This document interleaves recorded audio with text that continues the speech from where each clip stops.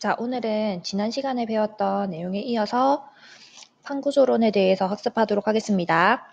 자, 우리 지난 시간에 봤던 내용은 베게너의 대륙이동설과 훈즈의 멘틀 대류설에 대해서 봤는데요. 대륙이동설 같은 경우에는 여러 증거에도 불구하고 그 정설로 그 당시에 인정받지 못했다고 했죠. 그 이유가 바로 뭐였어요? 네, 맞아요. 그 대륙이 이동한다는 원동력을 설명하지 못했기 때문인데요. 그 원동력을 일부 해결한 사람이 바로 이 아소홈즈라는 사람이었어요. 선생님 그때 아소홈즈가 주경야독을 하면서 굉장히 성공한 사람이라고 얘기했었죠. 이 멘틀 대류설을 잘 보게 되면 멘틀은 녹아있는 상태이기 때문에, 즉 암석이 용융된 상태이기 때문에 뜨거운 부분은 상승할 수 있고 차가운 부분은 하강하게 되면서 그 위에 있는 대륙들이 갈라지게 된다라는 이론이었어요. 자, 그러면 고체로 되어 있던 암석이 녹기 위해서는 열을 받아야겠죠? 그 열원이 바로 뭐였다? 네, 방사성 원소, 이큐리 부인이 발견한 방사성 원소의 붕괴열, 그리고 지구 중심으로 갈수록 우리 뜨겁잖아요. 그래서 지구 중심에서 나오는 열로 인해서 멘틀이 녹게 되면 대류가 일어날 수 있다고 얘기한 거예요. 자, 그래서 이 아소홈즈는 자기가 죽기 전에 굉장히 많은 부와 명예를 누렸어요. 그래서 영국에 있는 뭐 과학자들 간의 사교 협회의 뭐 회장도 하고 그 당시에 모든 걸 누린 거죠. 그래서 이 책에 보면은 이 아소홈즈가 너무 못 살아가지고 20대 초반에 결혼을 했는데 나중에 부와 명예를 누리고 나서 자기보다 한참 어린 조교랑 다시 결혼을 하는 내용이 나옵니다. 조강지처를 벌이고. 그래서 이 데이팅 게임이라는 책을 보면 이 일련의 과정이 다 나와 있어요. 판구조론이 나오게 된 그 과정이. 그래서 여러분들 궁금한 사람은 한번 읽어보는 것도 좋을 것 같아요. 홈즈의 멘틀 대류설 다음에 멘틀 대류설이 나오고 나서 이제 세계 제2차 대전이 발발하게 되었는데, 자, 전쟁이 나게 되면 발달하게 되는 것이 바로 과학기기예요. 만약에 바닷속에 뭐 적군이 왔다 이러면 먼저 레이더로 탐지하는 것이 중요하겠죠. 그래서 과학기술이 발달하게 되었는데 이때 특히 많이 발달하게 된 것이 바로 바다를 항해하는 기술이었어요. 바다를 탐사하는 기술. 자, 그래서 맨 처음 우리가 바다를 탐사하는 기술을 볼 거는 바로 음파예요. 자, 음파가 어떤 거냐면 이런 배에서 음파를 쏴가지고 아래쪽에 반사를 시켜서 되돌아오면 그 지형을 알 수가 있겠죠. 이거를 바로 음향 측신법이라고 얘기하는데 구체적으로 원리가 어떻게 되는지는 이렇게 보면 돼요.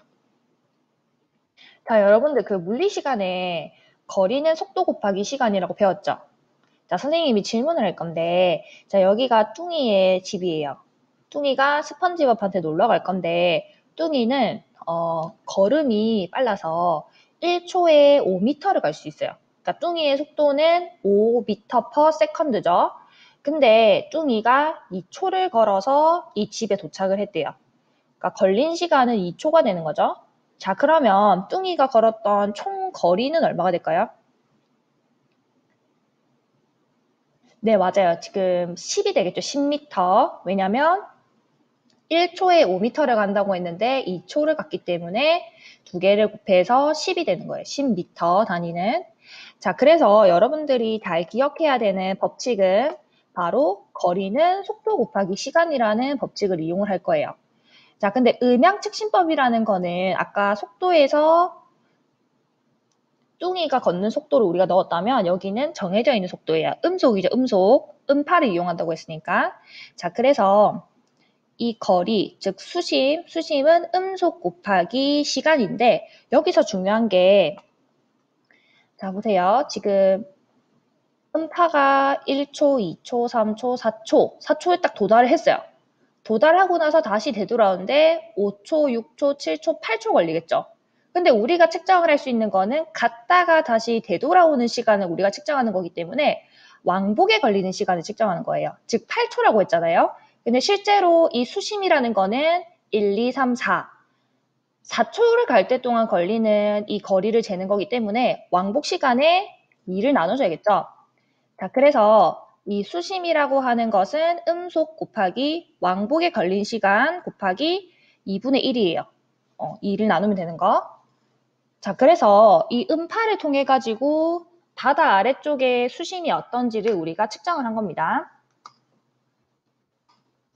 자, 이걸 통해서 측정을 한 결과 실제로 바닷속은 굉장히 평평할 거라고 생각을 했는데 바다도 육지와 굉장히 비슷한 것을 알게 된 거예요.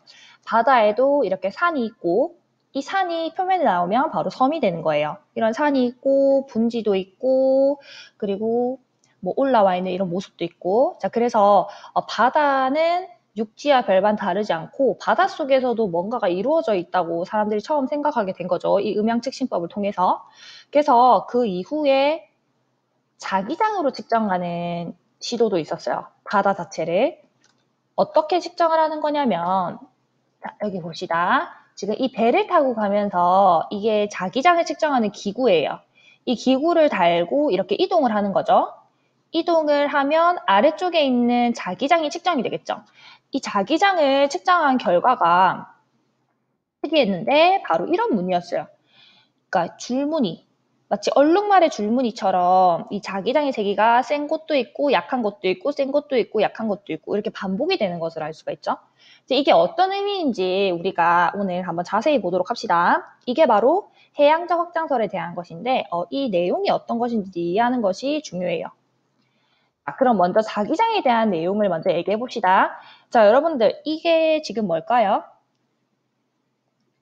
네, 지금 N도 있고 S도 있고 뭐가 가리키고 있죠. 네, 맞아요. 바로 나침반입니다. 이 나침반은 뭘 찾을 때 우리가 주로 활용을 할까요? 네, 그렇죠. 북극이나 남극, 그러니까 북쪽이 어딘지 남쪽이 어딘지를 가리키기 때문에 방향을 알 수 있죠. 방위를. 그 원리가 바로 뭐냐면 지구는 사실 거대한 자석이 들어있는 것이라고 생각이 들어서 N극, 자석의 N극은 북극을 향하게 되고 자석의 S극은 남극을 향하게 되는 거예요. 그래서 우리가 나침반을 이용하면 나침반의 끝이 자석으로 이루어져 있기 때문에 북극과 남극을 알 수가 있는 거죠. 여기 지금 자석이 이렇게 들어가 있다고 생각하면 돼요. 자, 지금 이 모습을 보니까 이렇게 뭐랄까요, 방사형이라고 해야 되나? 이런 모습을 그리고 있잖아요. 이걸 우리가 어디서 볼 수가 있냐면 자, 여러분들 초등학교 때 그 자석으로 철가루 같은 거 모아봤어요?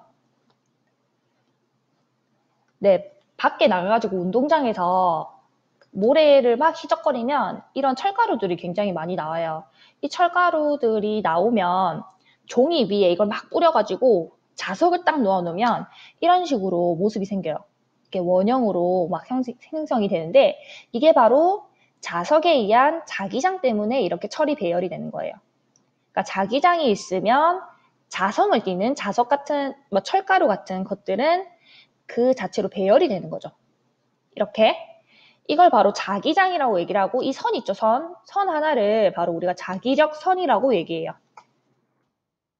아, 근데 선생님 아까 모래 속에서 이런 철가루가 있다고 얘기했죠. 실제로 암석 속에는 굉장히 많은 털이 있어요.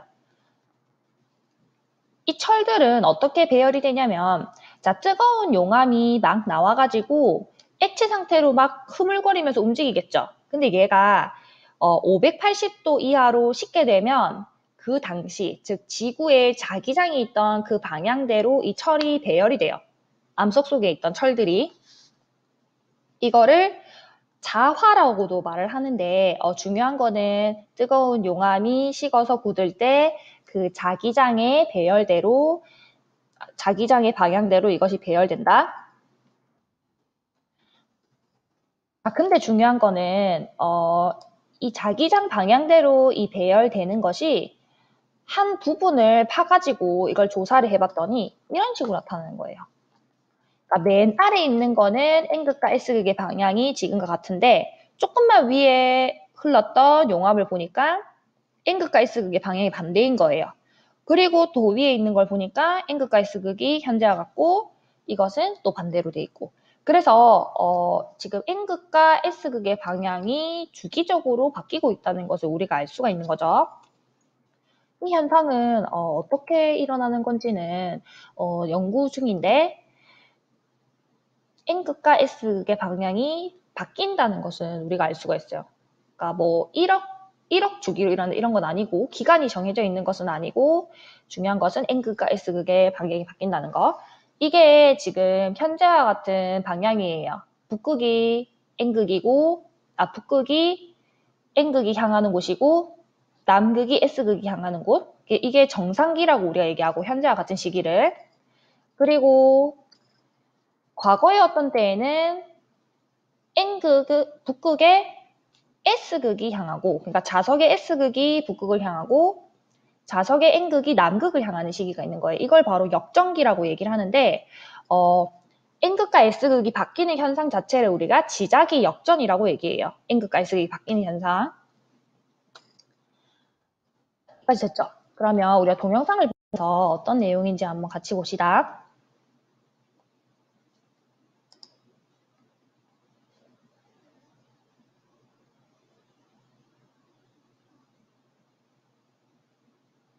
여러분들 영어 잘하죠?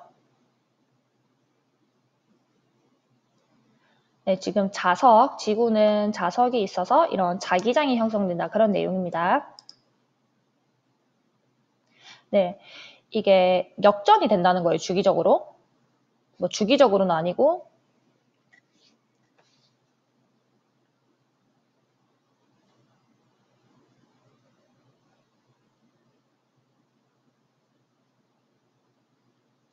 네, 용암이 이렇게 흐르게 되면 굳게 될 때, 네, 그 용암 속에 있던 그 철성분들이 그 당시의 자기장 방향대로 배열이 되는 거예요. 그래서 이 용암이 만들어질 당시의 자기장을 우리가 알 수가 있는 거죠.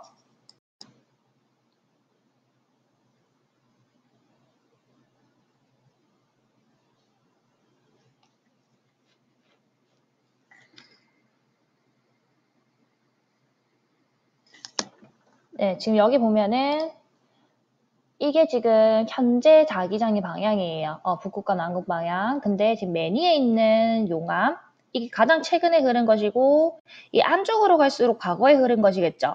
자, 그래서 맨 바깥쪽을 보니까 맨 바깥쪽에 있는 용암은 현재 자기장의 배열과 같아요. 근데 안쪽에 있는 이 회색깔을 보니까 지금 과거에 흐른 거죠. 이건 방향이 지금 반대죠. 이때는 역전기에 용암이 흐른 것을 알 수가 있고요. 자, 그리고 안쪽에 있는 걸 보니까 다시 또 어때요? 더 과거에 흐른 거죠. 더 과거에 흐른 거는 지금 현재의 방향과 같다. 이 당시는 정상기였던 거예요. 그래서 N극과 S극이 계속 바뀌게 되는 거죠.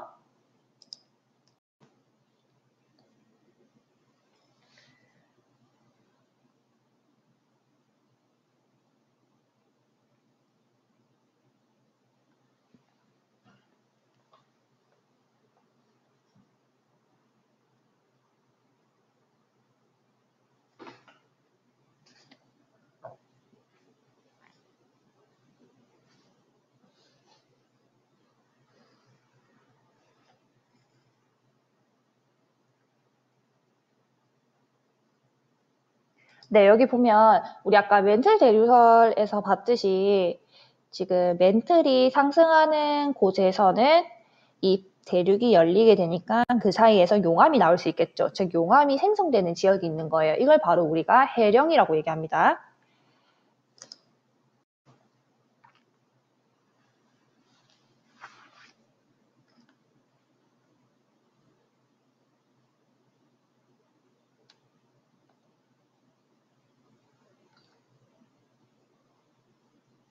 자, 지금 현재 같은 경우 지금 북극과 남극이 현재 정상기였을 때 용암이 형성이 되면 이 회색깔과 같은 이런 모습이 되겠죠. 이 회색깔의 이런 용암들이 만들어지는 거예요.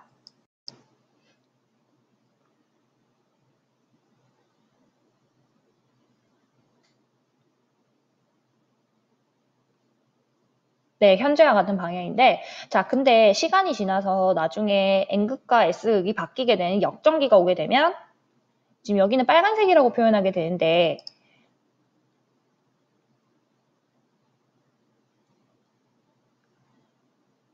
네, 지금 이제 반대 방향으로 배열이 되는 거예요. N극과 S극이 반대 방향.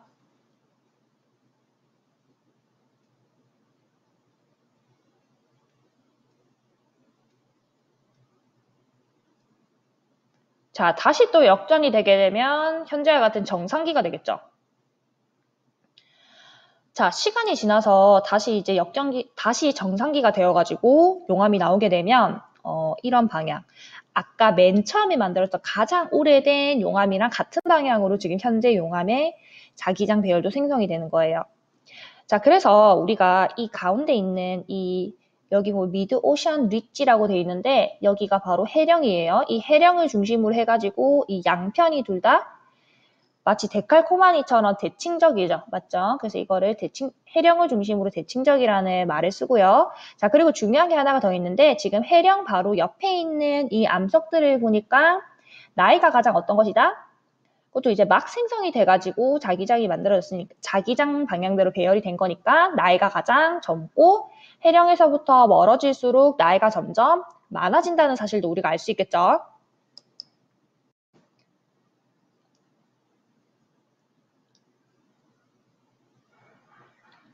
네, 그래서 우리가 아까 봤던 그 얼룩말 무늬의 줄무늬 있죠. 이런 줄무늬들은 지구의 자기장이 정상과 역전을 반복, 즉 지작이 역전이 나게 됨에 따라서 이 용암들이 대칭적으로 이런 줄무늬를 만들게 되는 거예요. 그래서 이거는 사실은 해령에서 용암이 만들어진다고 하지 않으면은 설명이 될 수 없는 현상이기 때문에 그 대륙이 이동한다는 결정적인 증거가 될 수 있겠죠. 이걸 바로 해양적 확장설이라고 우리가 얘기합니다. 헤스와 디츠라는 사람이 이거를 발표했어요.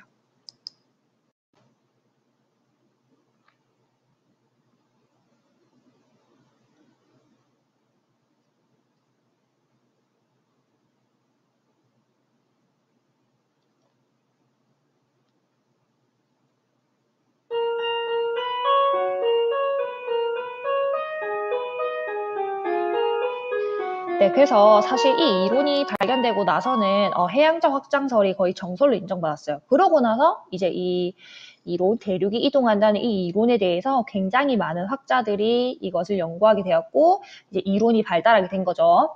자, 그래서 우리 아까 봤던 걸 잠깐 다시 보게 되면 아까 물 위에서 자기장 측정하는 거 봤죠? 그래서 우리 측정되는 자기장은 현재 자기장 그리고 과거 자기장이 합쳐진 것을 우리가 측정을 하게 되는데 자, 현재 자기장의 방향이 지금 북극을 향하는 이런 모습이었어요. 현재 자기장의 방향 다 똑같겠죠. 근데 과거 자기장의 방향은 이 용암이 형성될 당시의 자기장이기 때문에 이때 지금 하얀색일 때는 지금이랑 반대 방향이죠. 반대이기 때문에 N극이 1로 향하게 되고 이때는 지금과 같은 방향이기 때문에 N극이 지금 현재와 같은 방향, 얘는 반대 방향, 현재와 같은 방향이 되는 거예요. 자, 그래서 결론적으로 측정되는 건 이 두 개를 합쳐라 했죠. 두 개를 합치게 되면 얘네는 방향이 반대이기 때문에 그 크기가 상쇄되어서 자그마한 벡터가 되고 얘는 방향이 같기 때문에 큰 벡터가 되는 거예요. 그러니까 측정되는 자기장의 양이 굉장히 커지는 거죠. 얘는 작고 얘는 크고. 자, 그래서 지금 이 중심에서 보게 되면은 이 해령을 중심으로 해서 해령에서는 자기장의 세기가 굉장히 크게 측정이 되는데 해령에서 조금 벗어나면 즉 역전기에 형성됐던 이 용암 근처로 가게 되면 이 자기장의 세기가 작게 측정이 되고 옆으로 조금만 더 가면 자기장의 세기가 더 크게 측정이 되는 게 이게 반복되는 거예요. 여기는 자기장 세기가 큰 곳, 작은 곳, 큰 곳, 작은 곳, 큰 곳, 작은 곳이 되는 거죠. 자, 근데 여기서 중요한 거는 지금 이 길이 있죠. 이 역전과 정상을 반복하는 이 길이가 각기 달라요. 그래서 이게 무조건 어떤 주기를 가지고 나타난다고는 우리가 할 수 없는 거예요. 그 시기 같은 것은 꼭 정해져 있는 것은 아닌 거. 뭐 역전이 짧게 일어날 수도 있고 길게 일어날 수도 있다는 얘기예요. 자, 그래서 여기서 중요한 거는 이 해령을 축으로 해가지고 자기장이 센 곳과 약한 곳이 대칭적으로 일어난다. 보면 이렇게 되는 거예요. 아까 봤듯이 이 자기장이 세기가 센 거고 얘는 약한 거고 세고 약하고 세고 약하고 이게 반복적으로 일어나는 거예요. 자, 다시 똑같은 얘기인데 여기 보면 지금 이 해령을 중심으로 해서 해령에서는 이 용암의 나이가 몇 살이에요? 네, 그렇죠. 영살이죠, 영살. 이제 막 만들어졌으니까. 자, 그리고 해령에서부터 멀어지게 됨에 따라서 지금 나이가 어떻게 된다? 점점 많아지고 있는 모습을 알 수가 있어요. 자, 그리고 이때는 지금 정상기가 좀 짧았는데 이때는 역정기가 좀 길었죠. 그래서 시기는 꼭 정해져 있는 것은 아니에요.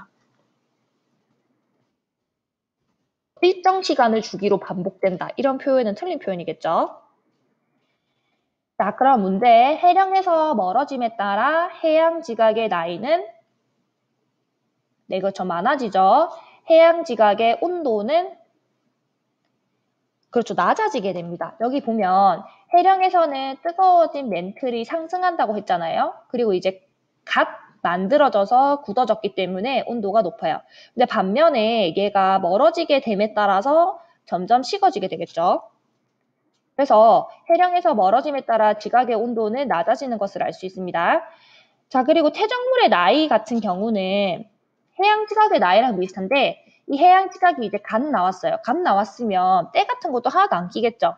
근데 우리가 오래된 텔레비전 뒤를 보면 먼지가 이렇게 소복히 쌓여 있잖아요. 그런 것처럼 이 해양 지각도 벌어지게 됨에 따라서 나이가 드니까 그 위에 퇴적물들이 점점 쌓이게 되는 거예요. 우리 TV 위에 이 먼지가 끼듯이. 그래서 나이가 많을수록 해양 퇴적물의 두께나 나이도 어떻게 된다? 나이도 많아지고 두께도 두꺼워지는 것을 알 수가 있겠죠. 자, 그럼 우리가 아까 맨 처음 봤던 이 사진을 한번 보면은 자, 지금 이렇게 바다를 지나가면서 자기장을 측정하는 모습을 볼 수가 있는데 자, 밑에 보니까 지나가게 됨에 따라서 어떤 지역에서는 자기장의 세기가 3개 측정이 되고 이때는 현재 자기장의 방향과 그 당시 용암이 만들어졌을 당시의 고지자기, 그 자기장의 방향이 같을 때죠. 이때는 반대일 때, 역전된 시기에 만들어졌기 때문에 자기장의 세기 약한 것. 그래서 이게 줄무늬가 반복되는 것을 알 수가 있고요. 자, 그래서 지금 여기 보니까 이거는 주안데 푸카 해령이라고 이 유명한 해령이에요. 이게 미국이고 이 해령을 중심으로 해가지고 이 줄무늬의 무늬가 대략적으로 지금 대칭적인 것을 알 수가 있죠. 그 여기 밑에도 보면은 지금 이 부분을 중심으로 대략적으로 대칭적인 것을 알 수가 있어요. 자, 구글 얼스에서 이 모습을 직접 보게 되면 자, 이렇게 볼 수가 있습니다. 아까 선생님 위에 아까 봤었던 주안데 푸카 해령이 바로 이거예요. 자, 이 해령은 살짝 솟아있죠. 이게 해령 밑에는 뜨거운 맨틀이 올라오고 있기 때문에 용암이 뜨거워서 열팽창이 일어나서 부피가 늘어나 있는 상태이기 때문에 살짝 솟아 있습니다. 자, 그리고 지금 아까 여기 밑에 있는 이것도 다른 해령이에요. 이 해령의 이름은 네, 이 해령이라고 합니다. 그래서 이 해령이 지금 있는 위치를 보면 이렇게 살짝 솟아있고 그리고 뭔가 골짜기 같은 것이 있어서 벌어지고 있는 그런 느낌이 들죠. 네, 이게 해령을 중심으로 해저가 확장한다고 하는 해양저 확장설이었어요. 자, 그래서 해양저 확장설이 나오고 나서 지금도 계속 얘기하고 있는 것이 바로 판구조론이에요. 근데 우리가 아까까지 했던 대륙이동설, 멘틀 대류설, 해양저 확장설 같은 경우에는 끝이 썰로 끝났죠, 썰. 근데 4번 판구조론 같은 경우에는 론으로 끝나는 거예요. 네, 현재 가장 인정받고 있는 이론이란 뜻이에요. 그러니까 앞에 있던 이론들은 조금씩은 다 반박할 수 있는 한계를 가지고 있었는데 이 판구조론은 지금 현재 정설로 인정을 받고 있는 것. 근데 이것도 모두 다 설명할 수 있는 건 아니에요. 자, 그래서 판구조론을 한번 보면은 지금 보니까 지금 지구인데 세계 지도죠. 여기 우리나라가 있어요. 우리나라는 무슨 판에 속한다? 네, 유라시아판에 속하는 거예요. 유라시아판에 속하고 굉장히 크죠. 유라시아판. 자, 그리고 밑에 보니까 바다가 속해 있는 판이 있는데 바로 태평양판이에요. 북아메리카판, 뭐 카리브판 이렇게 지구의 표면은 여러 개의 판들로 마치 퍼즐 조각처럼 이루어져 있는 거예요. 자, 위에서 내려다보면 판은 이렇게 형성이 되어 있는데 옆에서 한번 보도록 합시다. 자, 수직으로 보면 제일 표면에 있는 것이 대륙의 가장 표면에 있는 것이 바로 지각이에요. 마치 우리 지구를 동그란 사과에 비유하게 되면 사과 껍질에 해당하는 것이 바로 이 지각이에요. 자, 그리고 우리 사과를 먹으면 사과 안쪽에 있는 살 있죠? 과육, 그 과육에 해당하는 것이 바로 멘틀이에요. 과육 안으로 들어가면 씨가 있는 부분이 있잖아요. 그걸 바로 우리가 핵이라고 할 수 있는데 핵에는 외핵과 내핵으로 나뉘어지는 거예요. 자, 그래서 이 지각을 보게 되면 이 대륙 지각이 이렇게 있고 해양 지각이 있고 자, 안에는 바로 멘틀이 있죠. 지각과 멘틀의 경계가 바로 모호로 비치치 불연성면이라고 해서 모호면이에요. 이 선 자체가. 여기를 경계로 지진파의 속도가 빨라져서 모호로 비치치가 이걸 발견하게 되었죠. 너무 기니까 우리 보통 모호면이라고 합니다. 모호면. 자, 지금 지각과 여기는 멘틀이에요. 근데 우리가 아까 봤던 멘틀 대류설에서는 멘틀 전체가 대류한다고 얘기했었는데 지금 보니까 어때요? 이 모호면 있고 밑에 있는 이 멘틀이랑 이 위에 있는 멘틀이랑 성질이 다릅니다. 위쪽에 있는 거는 지각이 붙어가지고 굉장히 단단한 판으로 되어 있어요. 예, 단단한 암석으로 되어 있고 아래쪽에 있는 지금 멘틀의 하부에 있는 것은 연약권이라고 해서 약간 녹아있기 때문에 이 부분에서 멘틀의 대류가 일어날 수 있는 겁니다. 자, 그래서 정리를 하면 우리가 아까 판 구조론에서 얘기했던 판이라고 하는 존재는 이 암석권을 얘기한 거예요. 암석권. 이 암석권이라고 하는 것은 지각만 포함하는 개념이 아니라 지각 플러스 상부에 있는 멘틀을 모두 포함하는 개념이라는 거 중요합니다. 암석권, 즉 판이란 지각 플러스 상부에 있는 멘틀을 포함한다. 자, 그리고 아래쪽에 있는 연약권 같은 경우에는 암석권 하부에 있어요. 자, 깊이로 따지면 깊이 100km 정도에 있는 것인데 100km 아래를 보니까 이 연약권이 있어서 약간 녹아있는 상태이기 때문에 실질적인 멘틀의 대류가 일어날 수 있고 용융이 되어 있는 상태다 이렇게 기억하면 됩니다. 자, 그래서 판의 구조를 다시 한번 보게 되면 암석권이라고 하는 이 판이 연약권 위에 둥둥 떠다니면서 이동을 하는 거예요. 자, 마치 그 수조에 우리가 물을 떠놨는데 나무 토막이 위에 떠 있잖아요. 근데 그 나무 토막이 이렇게 움직이는 것과 비슷한 위치라고 생각하면 돼요. 이 암석권은 두께가 약 100km, 100km이고 단단한 암석으로 되어 있어요. 자, 중요한 게 얘는 지각과 상부 멘틀의 일부를 포함한다는 거. 자, 그리고 연약권 같은 경우에는 홈즈의 멘틀 내류설에서 얘기했던 멘틀 부분에 해당하는 거죠. 자, 연약권은 암석권 아래에 위치하고 있는데 깊이는 약 100에서 400km. 자, 그리고 여기는 부분적으로 용융되어 있기 때문에 대류가 발생할 수 있는 거예요. 그래서 뜨거운 부분은 상승하게 되고 차가운 부분은 하강하게 되는 거죠.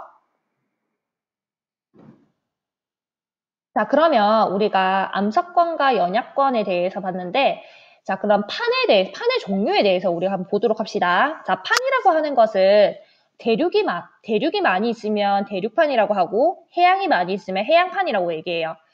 자, 그래서 대표적인 대륙판에 뭐가 있을까요? 네, 맞아요. 지금 우리가 살고 있는 유라시아판이 대표적인 대륙판입니다. 자, 그리고 해양판 같은 경우에는 어떤 게 있을까요? 네, 맞아요. 태평양판이나 아니면 필리핀판, 나즈카판 이런 것들도 해양판에 해당하겠죠. 자, 대륙판과 해양판을 왜 나누냐면 얘네는 구성하고 있는 암석이 다르기 때문에 밀도가 달라요. 그래서 대륙판 같은 경우에는 우리 대륙에는 산이 있죠. 네, 산이 있어서 지각은 두께가 두꺼워요. 대륙 지각의 두께가.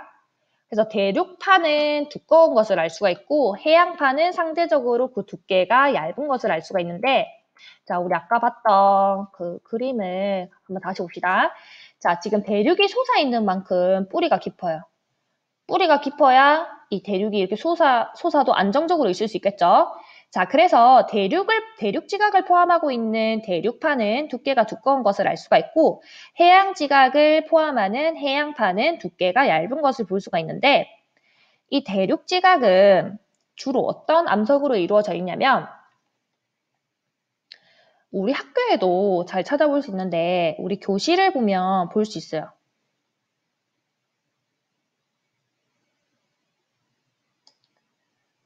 바로 이런 암석입니다.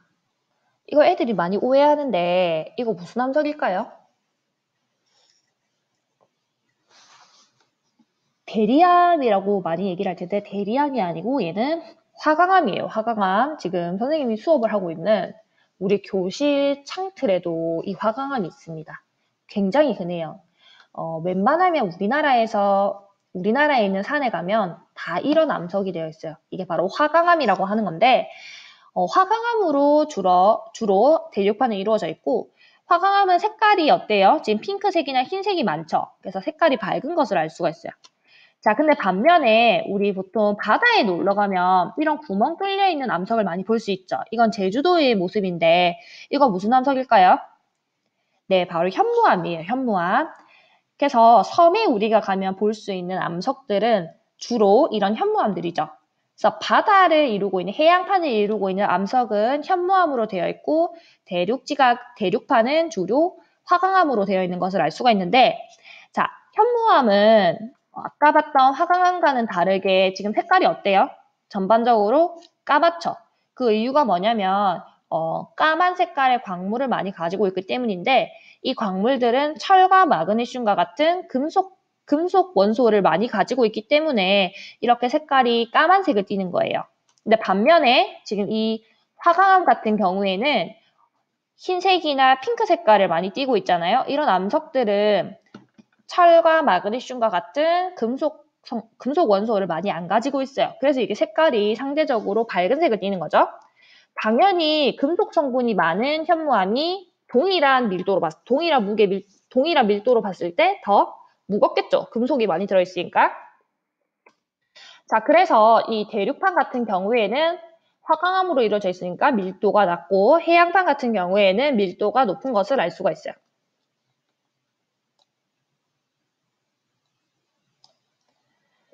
자, 그러면 판 구조론과 다른 이론의 차이점을 한번 보도록 합시다.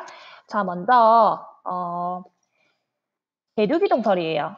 대륙이동설 같은 경우에는 이 대륙이 이동한다고 얘기를 했어요.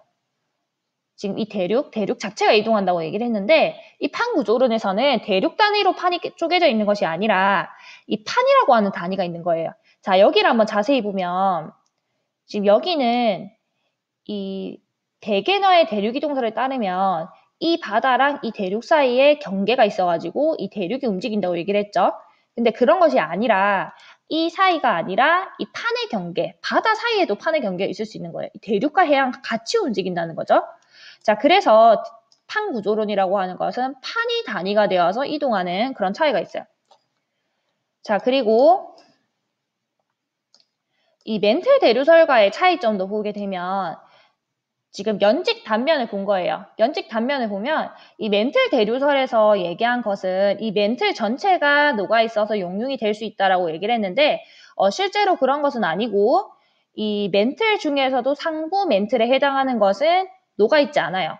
상부 멘틀. 이 상부 멘틀은 위에 있는 지각이랑 함께 움직이는 암석권이라고 우리가 할 수가 있고 이 하부 멘틀에 해당하는 연약권, 이 연약권이라는 부분만 멘틀의 대류가 일어날 수 있다. 이런 차이가 있습니다. 자, 정리하면 멘틀 대류선은 멘틀 자체가 용융이 되었는데 판 구조로는 멘틀의 일부인 중요하죠. 연약권이 용융되어서 대류할 수 있다. 자, 그래서 우리가 이전에 배웠던 이론들과 판 구조로는 어떤 차이점이